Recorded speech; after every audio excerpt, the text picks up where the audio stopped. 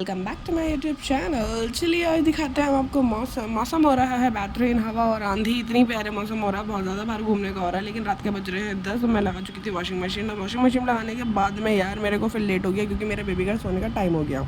इसने सुबह उठी, नाश्ता वाश्ता करा, फिर आके नीचे देखा तो हालत हो रही थी बेतहाशा ख़राब। दोनों फ्लोर इतने गंदे हो रखे थे, सारे कपड़े हो रखे थे, आर हो चुका है ख़राब। एक दिन मुझे परेशानी हुई जिसकी कोई हद नहीं। मेरे हस्बैंड फिर 6 लीटर पानी बिस्लेरी का लेकर आए थे, 3 बोतलें, जो जाके मैंने पिया है और बच्चे को भी दिया है। लेकिन भाई आर के बिना ना मेरी लाइफ तो बड़ी अटक सी जाती है कि मैं उसके बिना नहीं रह पाती हूँ। तो सारे कपड़े तो मैंने डन कर लिए, तभी बचा था कारपेट। अब कारपेट मशीन में चला रखा था। मैं सोच रही थी यार यहाँ का काम करूँ, ऊपर का काम करूँ, किचन का काम करूँ, कौन से काम करूँ, समझ में कुछ नहीं आ रहा था। बहुत ज़्यादा दिमाग ख़राब होने लगता है जब ज़्यादा काम फैल जाता है। तो खैर कुछ नहीं, सबसे पहले हमने कपड़े फैलाए, उसके बाद में हमने चाय वगैरह बनाई, थोड़ा बहुत हमने नाश्ता वगैरह करा ताकि थोड़ा सा एनर्जेटिक हो जाए, थोड़ी सी एनर्जी आ जाए तो काम वाम भी कर सकते हैं। फिर उसके बाद हमने काम करना शुरू करा। तो मैंने यहाँ की साफ़ सफाई कर दी नहीं थी, करी नहीं थी, करने ही जा रही थी तो देखा तो भाई प्लम्बर आ गए थे क्योंकि हमारे गीज़र के पाइप टूट गए थे। अब ये भी सही करवाना बहुत ज़रूरी था। खैर हमारा आर भी सही होकर आ गया, अल्लाह उनका भला करे भाई।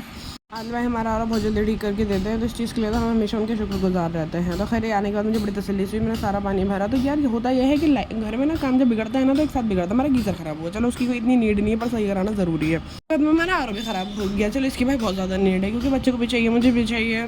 बहुत ज़्यादा दिक्कत हुई, जैसे तैसे करके एक दिन गुजारा करा था। बहुत काम आएंगे भाई, हर बंदा बिजी रहता है। मैंने शॉर्टेज में कर दिया। अब कामों से निपटी तो शाम में आ गए हमारे एसी वाले। शाम में नहीं आए थे, वो रात में आए थे। अब रात में वो उनको सर्विस करने के लिए आए थे। अब खाना बनाना है, बच्चे को देखना, ट्यूशन देनी है, सर्विस होनी है, क्या क्या करें। बुलाया भी हमने खुद ही था क्योंकि परेशानी भी बहुत हो रही थी, गर्मी बहुत ज़्यादा हो रही है। अब यहाँ पे उन्होंने निकाल के एसी की सर्विस करनी जब शुरू करी तो अल्हम्दुलिल्लाह सर्विस तो हमारी खैर जल्दी ही हो गई थी। लेकिन भाई इसकी सफाई, जिन जिन के घर में एसी है ना वही जान सकते हैं कि एसी का कबाड़ा कितना होता है, उसकी धुलाई से गंदगी कितनी निकलती है।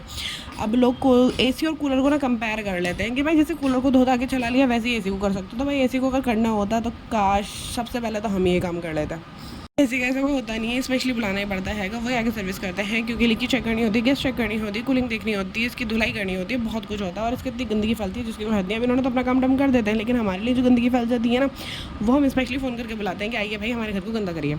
मैंने अपनी सब्जी भी तैयार कर ली थी, इनसे बातों बातों में ही उनका नाश्ता वगैरह कराया, वो तो चले गए थे। और नया काम ये हुआ कि हमारा बच्चा उनसे पहली बार मिला था ना, तो उल्टा हमने सर्विस के पैसे नहीं दिए, उल्टा उनसे ले लिए। हमारे साथ बहुत अच्छी चीज़ हुई है। उसके बाद में मेरा बड़ा दिमाग ख़राब, सफाई करनी है, रोटी बनानी है, आटा गूंदना है। यार रात के 10:30-11 का टाइम हो रहा था और मैं इतना लेट, काम मेरे तो बस की भी नहीं होती है। लेकिन फिर भी लगा के रखा है, सारी सफाई करी, धुलाई करी। मेरे हस्बैंड ने बच्चे को बहुत अच्छे से भाई उन्होंने संभाला है। उनका का सपोर्ट ना होना तो मेरा तो हाल ही बेहाल हो जाना है।